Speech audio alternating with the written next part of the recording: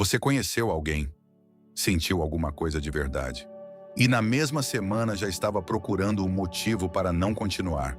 Não porque a pessoa fez algo errado, mas porque sentir foi longe demais, rápido demais, real demais. E você percebeu, talvez pela primeira vez com essa clareza, que é extraordinariamente bom em se proteger de coisas boas. Esse vídeo não é sobre relacionamento. É sobre o mecanismo que você construiu para nunca precisar de um de verdade. E sobre o preço silencioso que você paga por isso todo dia. Existe um padrão que se instala depois de uma relação que machucou de verdade. E ele é sorrateiro porque não parece um problema. Parece evolução. Você para de se jogar de cabeça. Começa a observar mais antes de investir. Aprende a não demonstrar tudo o que sente logo de início. Fica mais seletivo, mais cauteloso, mais, como a palavra preferida costuma ser, maduro. E em partes isso até faz sentido.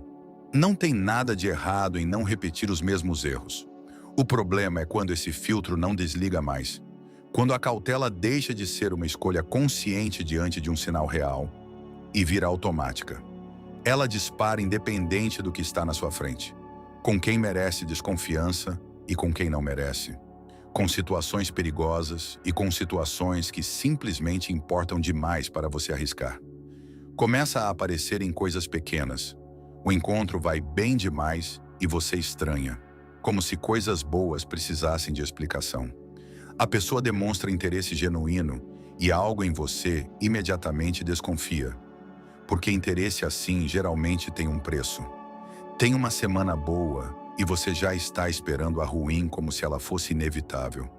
Como se o equilíbrio da vida exigisse que algo desse errado em breve. E quando a coisa começa a ficar real, quando começa a ter rotina, quando a pessoa começa a aparecer nos seus planos sem você ter planejado, quando você percebe que já está pensando nela fora de hora, é exatamente aí que o desconforto aparece. Não é raiva, não é falta de interesse. É um alarme interno que dispara quando algo importa demais. Como se importar fosse em si mesmo o perigo. E esse alarme tem formas diferentes para pessoas diferentes. Tem a forma do distanciamento gradual. Tudo começa bem, a conexão é real. E de repente, sem nenhum evento específico, sem briga, sem motivo concreto, você começa a demorar mais para responder, a cancelar planos com justificativas válidas, a estar presente fisicamente, mas ausente de verdade. A pessoa do outro lado sente, mas não consegue nomear. Você também sente, mas prefere não nomear. E o distanciamento cresce no silêncio dos dois. Tem a forma da hipercrítica. Você começa a notar defeitos com uma precisão cirúrgica. Coisas que em outro momento seriam completamente irrelevantes viram evidências. O jeito de falar, uma opinião diferente, um hábito pequeno. Tudo vira dado para o veredito que você já quer dar. E o veredito é sempre o mesmo. Não dá certo. Melhor parar agora. Como se você estivesse sendo criterioso, quando na verdade está construindo a saída. Tem a forma da ironia como escudo. Você está presente, participa, faz planos, ri, mas tem sempre uma camada de leveza forçada em cima de tudo. Nunca fala sério demais, nunca fica vulnerável demais. Se a conversa vai para um lugar mais fundo, você desvia com humor. E quem está do outro lado começa a sentir que chega perto, mas não chega de verdade. Que tem algo ali que não abre. Tem a forma da autossuficiência declarada. Estou bem sozinho. Não preciso de ninguém para ser feliz. Aprendi a depender de mim mesmo. E tem verdade nisso. Independência emocional é saudável. Mas quando essa frase aparece toda vez que alguém tenta chegar mais perto, ela deixa de ser uma conquista e vira uma parede com um nome bonito. E tem a forma mais sutil de todas, que é o sabotador interno. As coisas estão indo bem, bem demais, e você faz algo que estraga. Uma resposta fria fora de hora, uma ausência que não precisava acontecer. Uma discussão criada do nada. E depois você mesmo não sabe explicar por que fez aquilo. Mas fez. E uma parte de você ficou aliviada quando a tensão criou distância. Você reconhece alguma dessas formas? Provavelmente mais de uma. Para entender de onde isso vem, É preciso ir a um lugar que a maioria das pessoas evita. Não o passado em si, mas o que o passado ensinou sem pedir permissão. Os estoicos tinham uma compreensão sofisticada sobre isso. Eles chamavam de fantasiae, as impressões automáticas que a mente gera diante de qualquer situação. A maior parte das nossas reações não vem de uma análise racional do presente. Vem de interpretações gravadas em momentos anteriores que continuam rodando em loop, silenciosamente, influenciando cada decisão como se fossem verdades universais. Em algum momento, abrir essa camada custou caro. Você se mostrou, investiu de verdade, foi inteiro e saiu machucado. Talvez tenha sido uma relação longa que acabou de forma inesperada. Talvez tenha sido uma traição. Talvez tenha sido algo mais sutil, como investir muito e perceber que o outro lado nunca correspondeu no mesmo nível. O aprendizado que ficou não foi consciente. Não foi uma decisão tomada numa tarde com clareza. Foi silencioso. Foi o tipo de coisa que o corpo aprende antes da cabeça processar. Uma reprogramação automática que diz, nunca mais assim. E o problema dessa reprogramação é que ela não tem discernimento. Ela não distingue ameaça real de ameaça imaginada. Ela não olha para a pessoa que está na sua frente hoje e avalia com os dados de hoje. Ela usa os dados de antes. Aplica o aprendizado antigo em situações novas, como se o passado fosse sempre um manual confiável para o presente. Você não está desconfiando da pessoa que está na sua frente. Você está desconfiando de todo mundo que poderia ser como aquele que te machucou. E essa distinção, que parece pequena, muda completamente a qualidade de cada relação que você tem ou poderia ter. Os estoicos tinham um conceito central chamado prohairesis, a faculdade da escolha racional, a capacidade de pausar entre o estímulo e a resposta e perguntar: esse impulso vem de mim ou vem de um condicionamento que eu nunca questionei? Essa pergunta é simples, mas ela exige uma coragem específica. A coragem de olhar para dentro sem se defender do que você vai encontrar.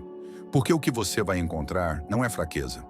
É uma estratégia de sobrevivência que funcionou num momento e continuou rodando depois que o perigo passou. Existe também aqui uma ilusão do ego que precisa ser desmontada com cuidado. Existe uma frase que aparece muito nesse contexto, dita com um orgulho discreto que parece sabedoria. Aprendi a não depender de ninguém para a minha felicidade. E tem uma parte disso que é genuinamente saudável. Ninguém deveria colocar a responsabilidade pela própria vida inteiramente nas mãos de outra pessoa. Os estoicos são absolutamente claros nisso. A sua paz não pode depender de variáveis que você não controla. Mas existe uma distorção muito comum dessa ideia, que precisa ser nomeada sem suavidade. Tem uma diferença enorme entre não depender emocionalmente de alguém e não se permitir ser afetado por ninguém. A primeira é equilíbrio. A segunda é isolamento com verniz filosófico. Marco Aurélio perdeu filhos.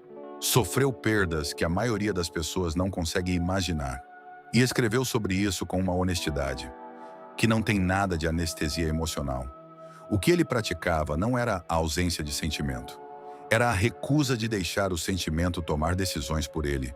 Isso é completamente diferente de não sentir. A versão distorcida do estoicismo que muita gente usa como escudo diz: não sinta, não se apegue, não dependa, fique acima. A versão real diz: sinta, reconheça, não fuja. E então escolha como agir a partir daí.